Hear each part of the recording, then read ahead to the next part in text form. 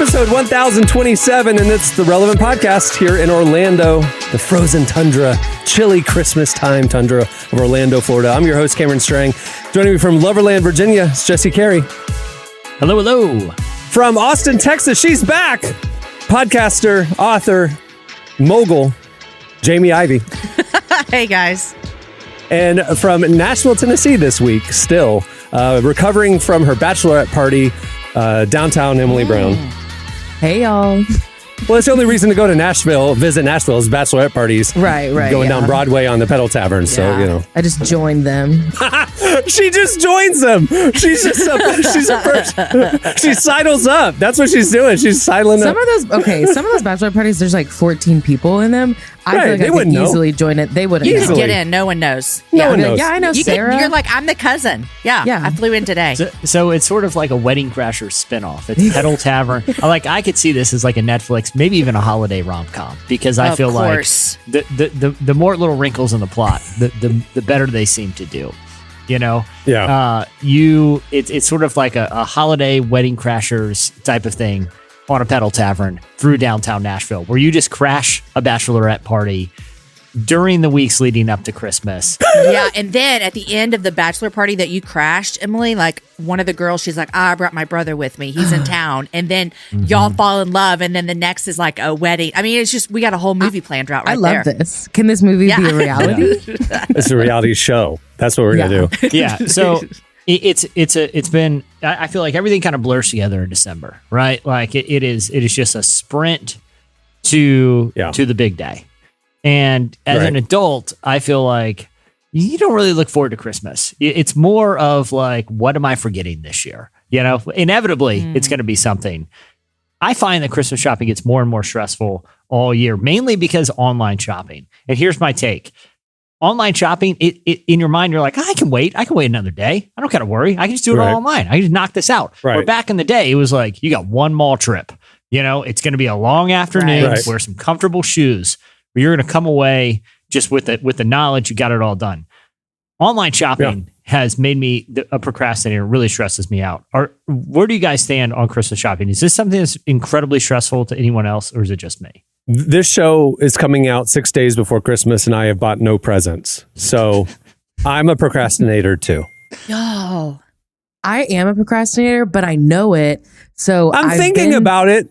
I'm making mental lists. I kind of know what I'm going to do. That's the problem, because you're like, I'll just log into Amazon one night, pop on a show, and just prime all this. But I'm telling you, man, you look at delivery dates and the whole house of cards starts tumbling down.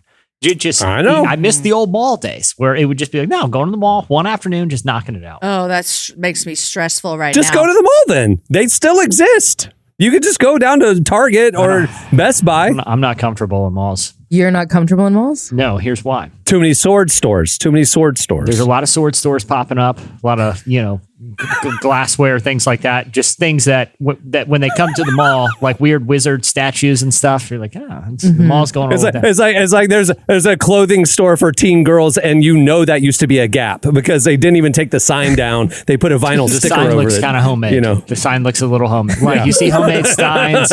You see like those stores with those weird collectibles, like a half life size, like Marilyn Monroe porcelain statue, and you're like, who's popping in there and dropping $1,100 for the Elvis statue at the mall? Who's going in?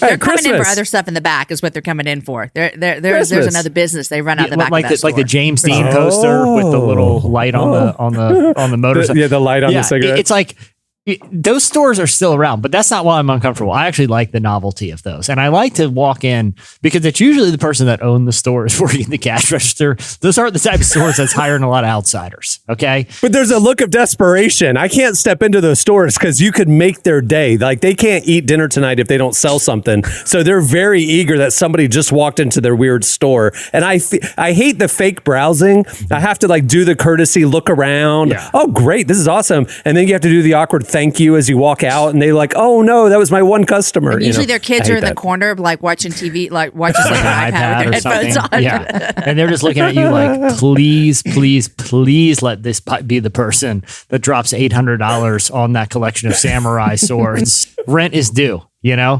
I actually like walking in, just kind of milling around and checking out the odd collectibles that they seem to accumulate.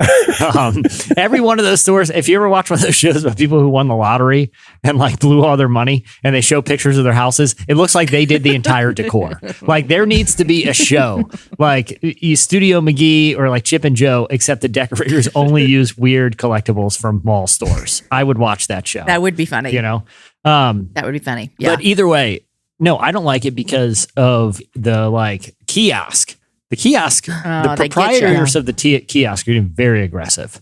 Like they would just straight up walk up to you aggressive and start rubbing. They'll start putting a curling iron in your hair. Yeah. Yes. Or start massaging your hand with like dead sea salt. Now, I like a hand massage as much as the next person with salts from the Dead Sea. I just feel like, you want to be a consenting adult. Exactly. For that. I want to consent to the massage. But do you guys find that it's very like even the remote control helicopter person? Like they'll zip it right by you. They'll buzz. It's like in Top Gun where he buzzes the tower. I feel like they'll buzz you right in the food court, right by your eye, just so you look at, is that a remote control helicopter? It's just getting too aggressive out there. With the massive boomerang, and they do tricks with it, and it'll and then right it by you. back. Yeah. No, I agree. I actually have this very vivid memory. When I was in middle school, I went with my friend and her mom to the mall. I can't remember what we were doing. And her mom was a very interesting woman, but there was someone who like came over, I think started like putting something in my hair, trying to get me to buy it. And I just remember her being so aggressive, like my friend's mom being so aggressive back and like defending me and being like, she doesn't want that. No. And that was really life-changing for me because I didn't realize that you could be aggressive back to the kiosk people. I thought you kind of just had to like, I thought you just had to be like, right. She really taught me that. And so and I just remember which is such a funny memory, but that was a really defining moment of like, I don't have to just like awkwardly let this person put this product I never want in my life like in my face. It's really, it's a really big moment for me. I've learned you have to do the wide berth. You have to like, if there's a kiosk hallway, you are basically touching the outer walls as you go down there, and you're looking and your eyesight's like to the floor, or you're looking into the store. So like, you do not acknowledge the existence of the kiosk. Yeah. Don't make eye contact, and it helps to have a small child with you. They don't want to deal with.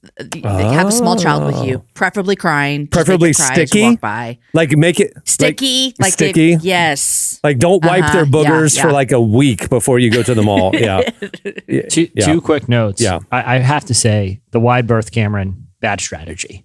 Why?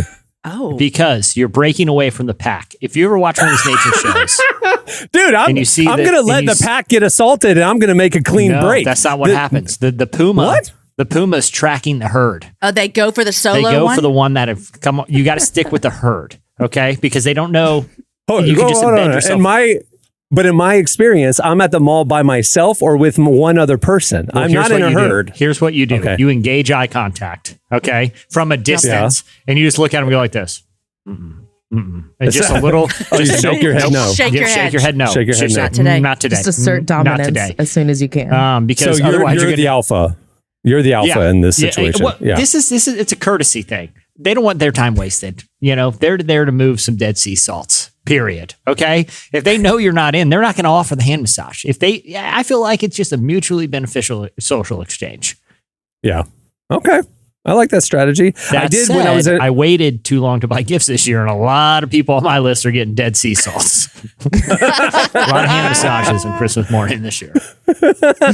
Are you going to go around and give your gift as an act of service? No, they don't open anything. It was part of the deal. That's a good idea. It was part of the deal for such a brought the guy home for such a massive purchase. I said, "Look, Christmas morning, I need you waiting outside to give some hand massages." He's like, "Okay." The kiosk is in the driveway. The kiosk is in the driveway with a big red bow on it, like it's a Lexus, and everybody comes out and gets their hand massages. Like by 20, we come to your house. December to remember. Remember the year that we brought the Dead Sea Salt guy from the mall? He's in the driveway. He's freezing, and he doesn't celebrate Christmas, so don't worry about him. And just come on in. Come on in. We're all waiting for hand massage. By the way, if you would have told me today that we're going to start off the show with an extended discussion of unsolicited mall hand massages, I would have said that sounds exactly right. All right. Well, we have a great show in store for you today. Coming up later, we talk to Esau McCaulley. He has a new book out that we're excited about. We also have your feedback at the end of the show. But stay tuned. Coming up right now, it's Relevant Buzz.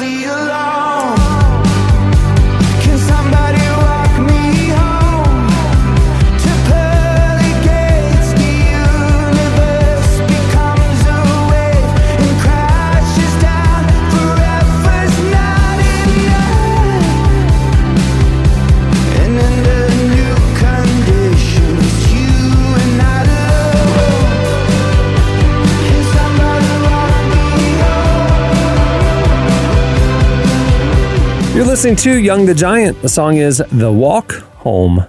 Today's podcast is brought to you in part by Mercy Ships. Globally, 5 billion people lack access to surgical care. In sub-Saharan Africa, there's only one surgeon for every 200,000 people. Mercy Ships provides free, life-transforming surgeries for people who have little to no access to medical care. They help the blind see, straighten twisted limbs, remove deadly tumors, treat cleft conditions, and so much more. With state-of-the-art hospital ships, they provide safe surgery to children and adults living with treatable conditions, and it's completely free of charge. They do all this work with an all-volunteer crew of professionals who donate their time and talents. Surgeons, stewards, nurses, engineers, and more make the world a better place. Your donation today provides free, safe surgeries to people in desperate need of help. All gifts are matched, so please donate today at mercyships.org/relevant. Today's podcast is brought to you in part by Tim Tebow's book, Look Again. Have you ever wondered what would change if you truly believed you were infinitely valuable to God? In his New York Times bestselling book, Look Again, Tim Tebow reveals the powerful truth that when we learn to see the image of God in every person, including those we struggle to love, everything changes. Tebow shares incredible stories from his work with people the world often overlooks, and it will challenge you to stand up to the lies, rediscover the worth that everyone has, and impact the world for good. Find Look Again by Tim Tebow, available now wherever books are sold. Okay, it's time for Relevant Buzz. All right, tell us what's happening at the intersection of faith and culture this week, Emily. All right, we have some wild stories to get into. Wild. The first one I want to talk about is a mega church pastor in Atlanta who said that he wants to grow weed on church property. What? Jamal Bryant is a megachurch pastor in Atlanta, and he was recently on a podcast talking about kind of what he plans to do to grow the church, no pun intended. And he was talking about how their church is the largest land-owning Black church in America. So he asked his deacons, why are we not raising cannabis?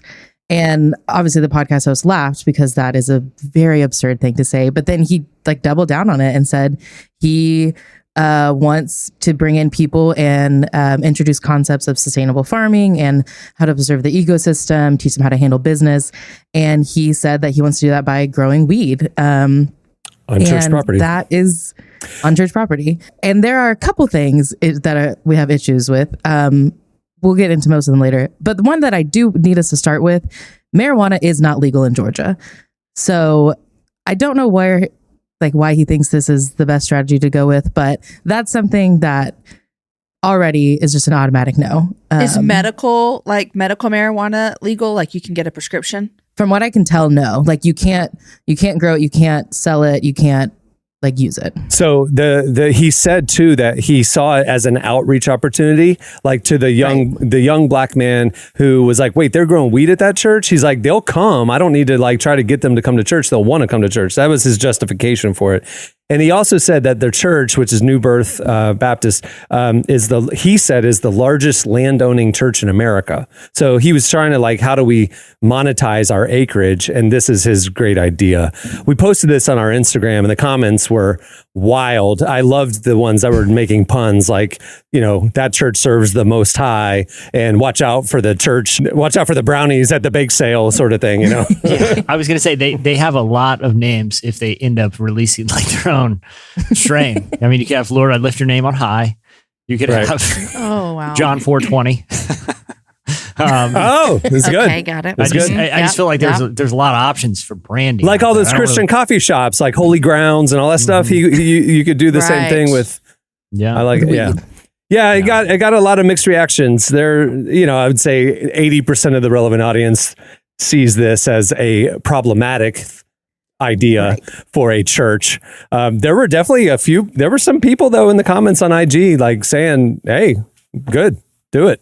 I had no problem with it. Well, here's my question. Like, let's take aside like the cannabis issue and just like if they were using the church property because I'm assuming they're not giving this away. Like, it's not like a community garden where they're just giving away the fruits of their labor. I'm selling it's a commerce thing. If you know anything about Jamal Bryant, the man makes money. He is one of those pastors. But that's more my point is like, let's put aside the cannabis thing for just a sec and just say like, it's any church that has facilities that they want to, are probably those facilities are likely,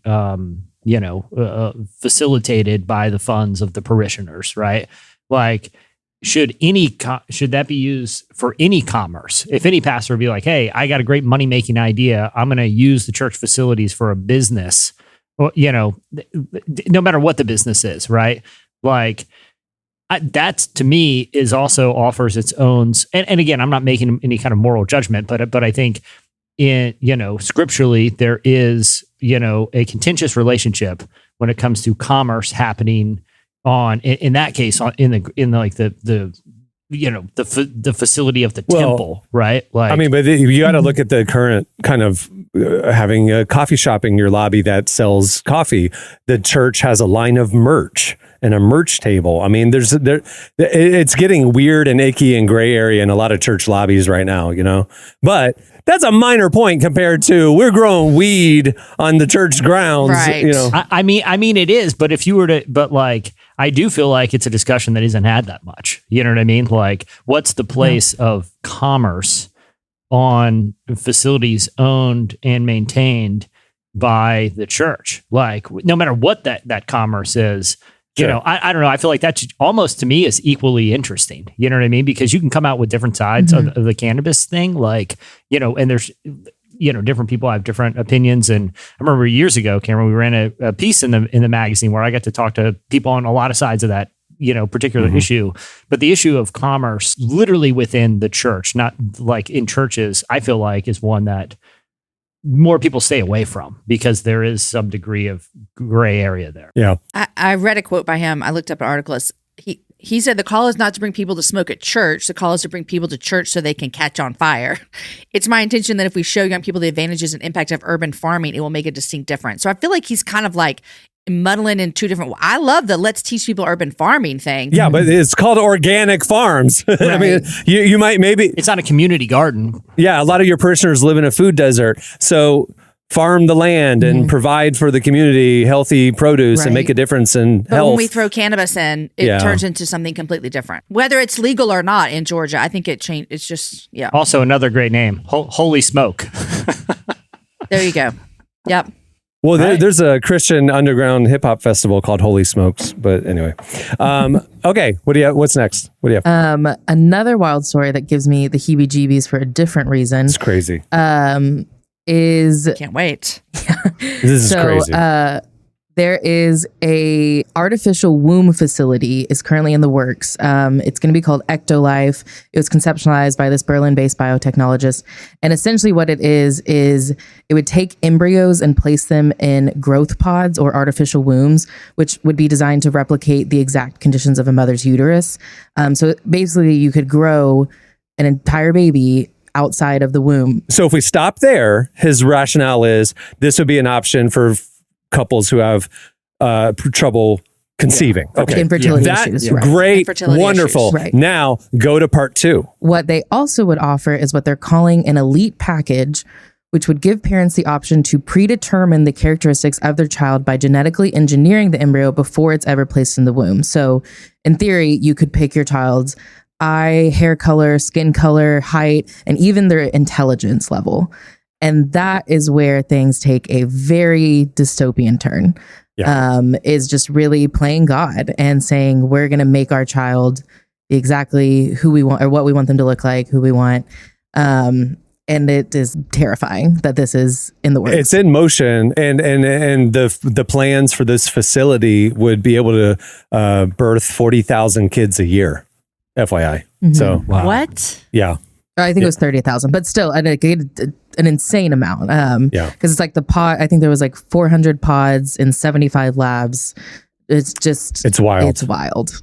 I think there's a lot of things that we could talk about here, and I don't want to steer us off in a different way, and I don't have my head on straight and my thoughts organized well enough. But that number that you just said, 30,000, 40,000, whatever, a lot of thousand of babies to be developed. Engineered. My mind goes to how many children already are in our foster care system in America who don't. And again, I'm going a different turn here, but how many? And it's not against IVF. I have plenty of friends. I don't have feelings about it, but it just makes me think like, oh my gosh, we're going to create 30,000 more babies, but we have hundred thousands of kids in America who don't have families. And that just, it blows my mind. That's my first thought. Helping parents conceive is one thing. Right. It's the second part, the bioengineering that is like red flags times a million, like who thinks this is a good idea? Yeah, for any of us on here who are parents, all of us have biological children. I also have children through adoption, but we all have biological children. You already have this preconceived idea of like what your child's going to be because you know where your child's coming from. The mom and the dad, you know their personalities, you know what they look like, all the things. But what I've learned as a parent is like everything's just up for grabs. Like, like you can't determine like how smart your kid's going to be or how kind your kid's going to be or what they're going to look like. And so you're giving these parents super, super just like false expectations because we all created our children and sometimes we still don't even know like, wow, that's a kind of trait I didn't see coming. You know what I mean? It just feels like you're going to put people up for like, they're going to feel like that's not what I wanted. I didn't check that box. Yeah. It's not like you're designing a pair of sneakers online or something. You know what I mean? Yeah, the customization, like the mashup of consumerism and consumption to a lot of different areas. I mean, we're talking about it with the church. We're talking about with our ideas about human life.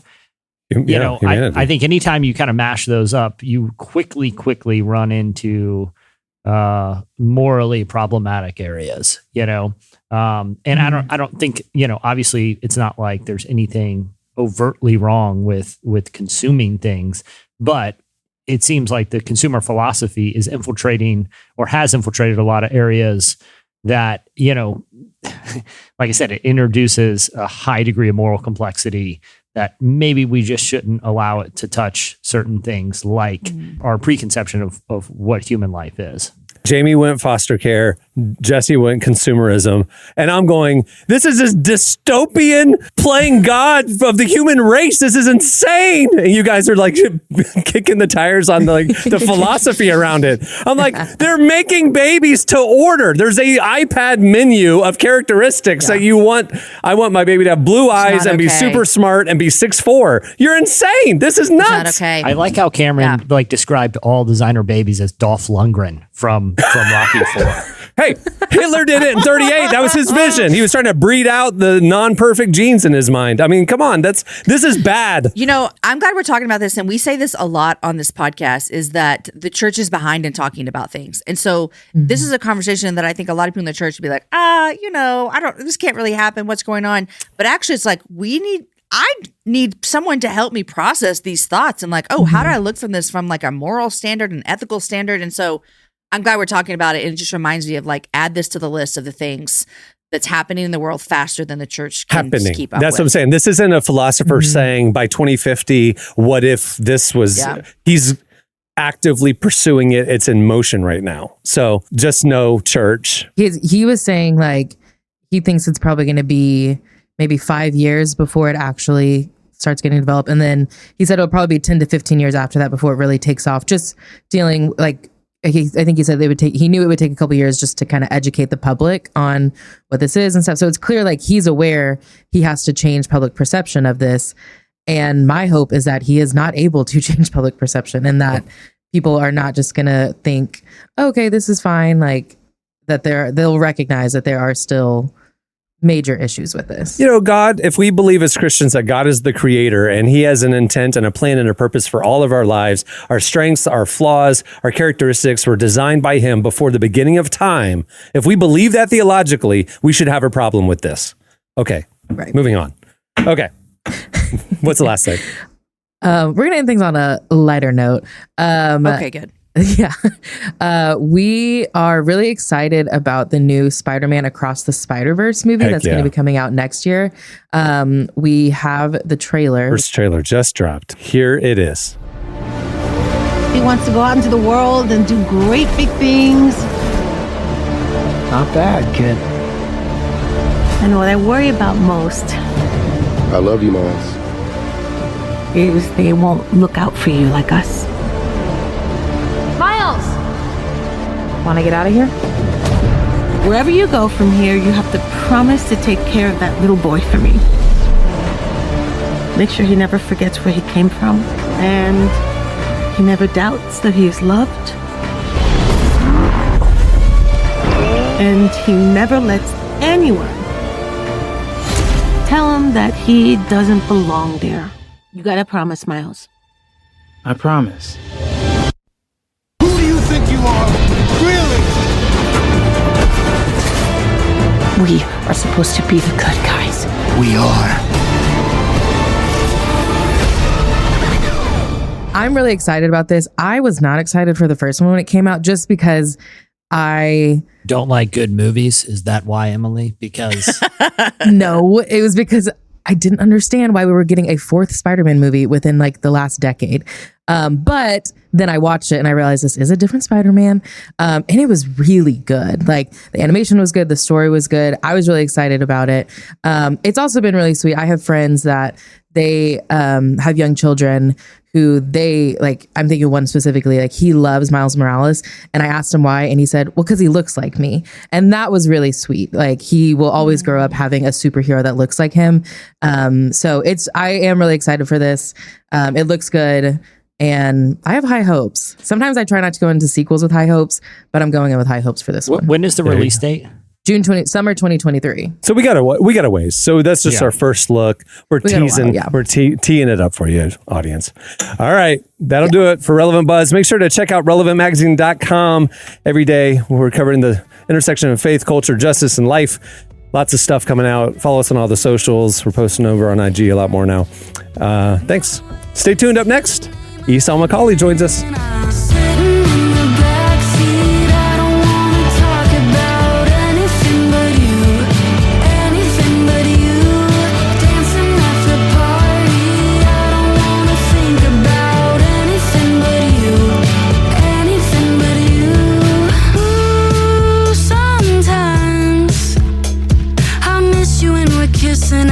To open my eyes, fall into cars in the middle of the street. Your tongue in my mouth in the door of a taxi. A CD dive bar with men who want you. You're listening to The Greeting Committee. It's like at your church, the serve team. The Greeting Committee. The song is Anything But You.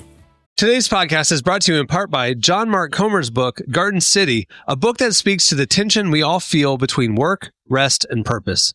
The New York Times bestselling author John Mark Comer takes us to the scriptures to identify what it really means to be human and flips the script on the idea that who you are matters, not what you do. He shows that God created us for meaningful work and meaningful rest. Both matter. This book helps you ask and answer the big questions. Does God care where I work? Is there a direction for my life? So you can discern God's heart for your calling, your rhythms, and the way His Spirit wants to shape every part of your life. If you're longing for purpose and a more grounded way to live, check out the new hardcover edition of Garden City wherever books are sold. Well, today's show is brought to you in part by the new book, God, the Science, the Evidence. We talk a lot about faith, but how often do we talk about science in the same breath? You might be surprised to discover just how deeply the two actually agree. For centuries, science has been used to dismiss the idea of God, but today an intellectual revolution is underway. Modern discoveries in physics, cosmology, and biology are consistently revealing the same truth: creation isn't an accident. That profound reversal is what engineers Michel-Yves Bolloré and Olivier Bonassi investigate in their international bestseller, God, the Science, the Evidence. This book is a rigorous, evidence-based critique of materialism, inviting you to explore over a dozen scientific, philosophical, and historical domains. It shows that what was once seemed impossible, that science could point to a creator, is now supported by a vast and convergent body of evidence. With over 400,000 copies sold in Europe, this book is sparking a global debate. It's thoughtful, fascinating, and a powerful reminder that reason itself affirms the existence of God. Learn more and find out where you can purchase your copy today by visiting godthesciencetheevidence.com. Today's podcast is brought to you in part by Erwin McManus's book, The Barbarian Way. Some books don't just inspire you, they confront you. The Barbarian Way, now celebrating its 20th anniversary, is one of those books. If you felt the pull of God towards something deeper and wilder than the safe, predictable version of faith that we settle for, McManus reminds us that following Jesus was never meant to be tame. It's meant to awaken courage, passion, and purpose God placed inside us. He draws from the wild stories of Abel, Noah, Moses, Rahab, and others to remind us that following God wasn't meant to be tame. Safe faith isn't working. Step into the story God is writing for you. Choose passion, choose boldness, choose The Barbarian Way. Available now, wherever books are sold. Well, our guest today is Esau McCaulley. He's an associate professor at Wheaton College and a contributing writer for the New York Times. He's also the author of books like Reading While Black, Sharing in the Son's Inheritance, and his latest, Lent, The Season of Repentance and Renewal. He sat down with Emily to discuss how the church can move forward in the next year toward unity and reconciliation for all. Here's our conversation with Esau McCaulley.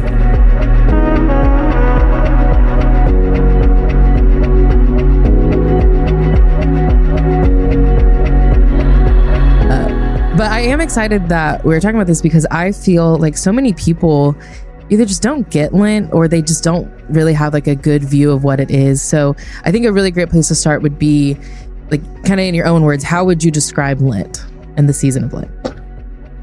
I mean, I think that in the beginning of the book, I say something along the lines of Lent is often perceived as this really dour time where you have to think about how horrible you are because of the sins you've accrued over the course of the year. And you just feel bad about yourself for 40 days. But I actually think of Lent as a tremendous act of grace that, God in his providence has allowed the church to come to. Because Lent presumes that you're going to mess up. Lent presumes that at some point during the Christian year or your life, you're going to lose your zeal. You're not going to pray as much as you should. You're not going to read the Bible as much as you should. You're not going to treat your neighbor as you should. It just presumes that we're not going to become Christian and ascend this height of sanctity until we die. This presumes that sometimes you lose enthusiasm. And so in the same way that like every year in New Year's is great because it gives you a fresh chance to start over, right? You can say, I'm going to finally do these things I've been planning on doing forever. And you can do it without this sense of kind of feeling bad about yourself. And so Lent is kind of like the church's opportunity for people to say, okay, in the last couple of years or in the last year, how has my spiritual life gotten off track? And what kind of practices do I need to bring back again to restore the spiritual health? So I think of Lent as an opportunity. One of the things that Lent is an opportunity to recommit. But what I was saying it's good news is we don't have to pretend like we never have to recommit. We don't have to pretend like our entire Christian lives has been all Team Jesus all of the time. So that's one of the things that I like about the season.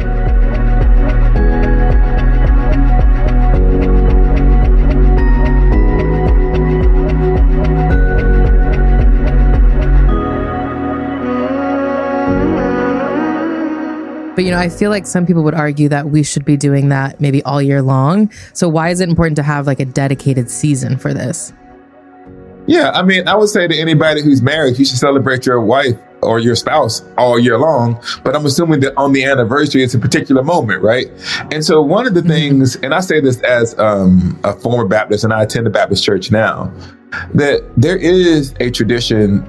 There's a habit sometimes in kind of non-denominational or free church Protestant traditions to kind of say, we don't need to emphasize anything so we can do everything all the time. Right? So we don't need to emphasize, this particular season because we can do it at any point of the year. And I say, well, that's a false dichotomy, right? So Valentine's Day is one day, but it doesn't separate the fact that you can show those kinds of things all of the time. And so I think it's okay to say during a particular season of the year, we're emphasizing something. I think that we're excited about the incarnation year round as Christians, but we still celebrate Christmas. We preach the resurrection every week as Christians. We still have something called Easter. So those kinds of things I don't think are in competition with each other.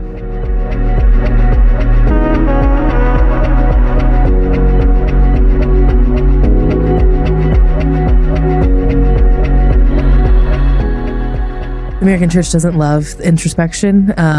They definitely, I think a lot of them really enjoy deflection more. Every semester, when I start to teach it in college, I say to my students, there's one or two things that are true.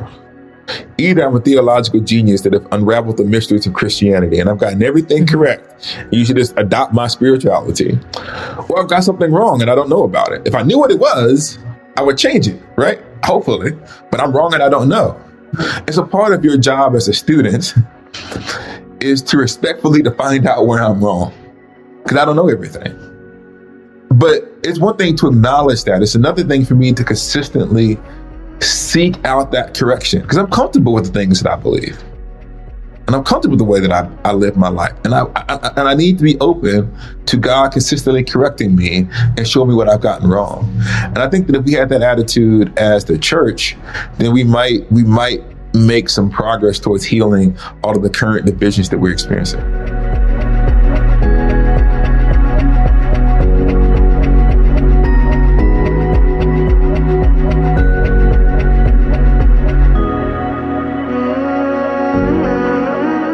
If we were to become, a church that was a lot better at introspection and change, like, what do you think the church would then become like? We might ask ourselves, how much damage have we done in attempting to do the right things in the wrong way?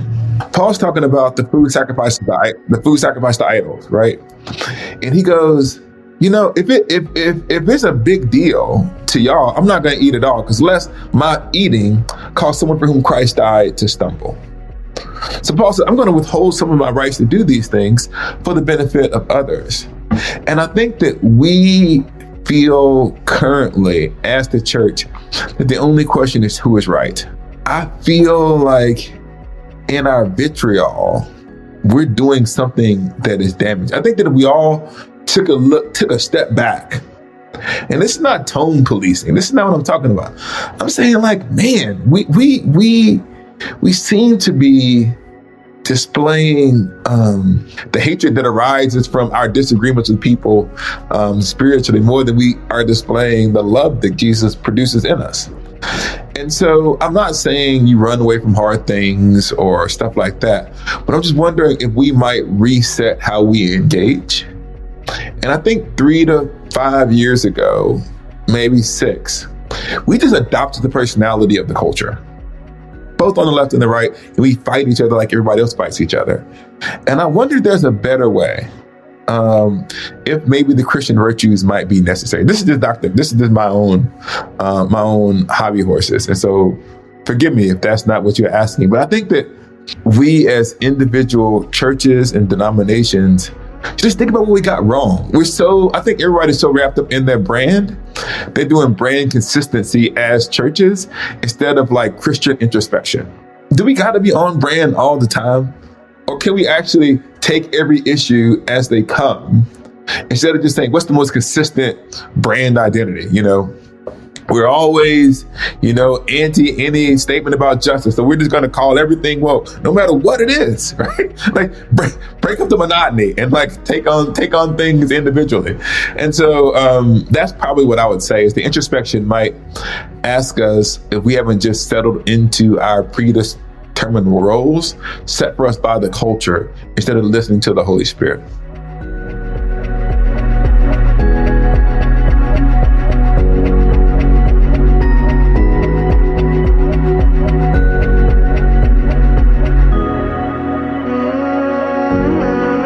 That was Esau McCaulley. Make sure to check out his latest book, Lent, The Season of Repentance and Renewal. It's great. All right, stay tuned. Up next, it's your feedback. Wish I could start this over. Say the things I should have said. I know, I feel like I'm a different person than I was the day that you used to pull me closer, spin up the silk cocoon. You're listening to The Rare Occasions. The song is Start This Over. Okay, it's time for your feedback. So last week we asked you for your favorite Twitter burns, like all time. Like we've all screenshotted them. That was a hilarious, like unexpected comeback, whatever. Great little Twitter burns. You guys hit us up. Send us the screenshots, and I'm looking at them, and I'm realizing this does not work for the podcast format. So we're going to skip it. They're not fit for podcast. The burns were a little too sick. Yeah. Oh. A little too hot. Yeah, a little too hot. No, anyway, you can go look at our replies on the Relevant Podcast Twitter account. So here's the thing. This is our last question of the week of 2022. So I know it's in mid-December, but we have a weird recording schedule during the holidays. And actually, when we read the answers to this question, we will be in the first week in January. That's when you're going to hear your replies. So we want to ask a first week in January question. We want to fast forward a little bit and look ahead. So we want to know what your predictions are for 2023. That's it. What are your predictions for 2023? Hit us up on Twitter at Relevant Podcast, or you can also answer on the Relevant Magazine IG story where we post it. What do you guys predict? Like predictions like who's going to get married? Who's going to win the NBA? What pastor will fall?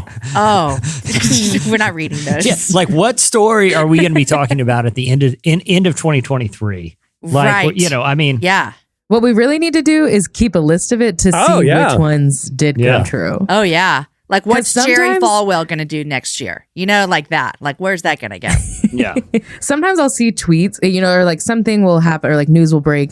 And then someone will post like a tweet that happened like 2 or 3 years ago. That's sort of like, Well, it's like The Simpsons or Back to the Future, and back. Oh, yeah. I'll just watch some recent Simpsons episodes and that'll be my predictions for 2023. Innovations, how culture will change, whatever. What are your predictions for 2023? Tech billionaires that purchase random websites that you frequent and interject a lot. Anything.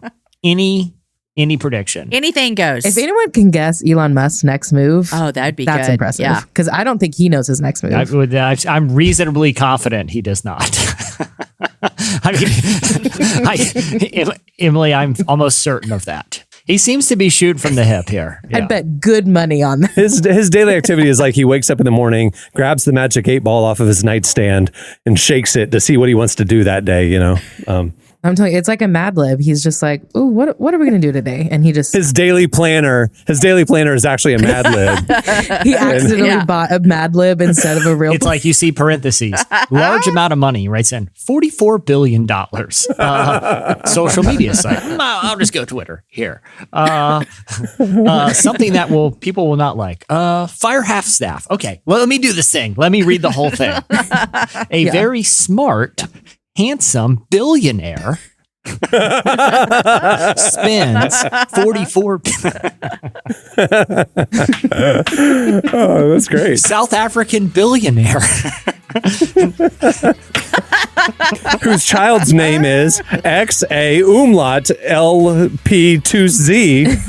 All right, so tell us your predictions for 2023. Well, before we wrap things up, I want to thank Esau McCaulley for joining us today. Make sure to check out his book, Lent, the Season of Repentance and Renewal. Also, a couple notes. It's the week of Christmas. It's the second to last episode before Christmas. You might just be online doing some shopping, last minute shopping. If you get bored, head over to relevantmagazine.com. Little breather. We're covering the intersection of faith, culture, life, justice. It's great. We're publishing a ton of stuff every day. Right there on the homepage, you can sign up for our daily newsletter. It's our top 5 trending stories sent to your inbox every morning. It's called Relevant Today. That's a great way to stay in touch. You can also follow us on all the socials. We're posting over there on Instagram, obviously Twitter, Facebook. And in the new year, TikTok is on the horizon for us.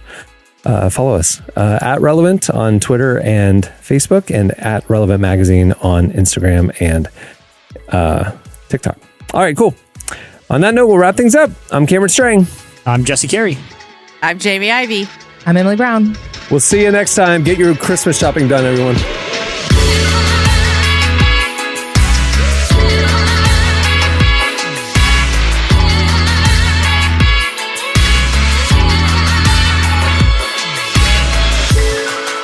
Thanks for listening to the Relevant Podcast.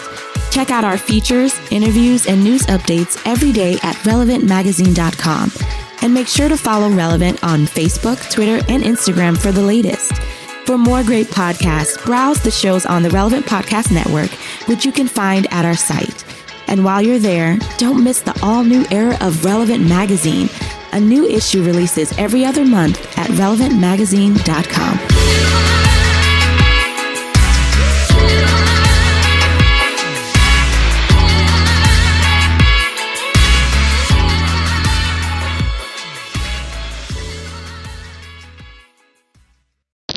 Who's popping in there and dropping $1,100 for the Elvis statue at the mall? Relevant Podcast Network.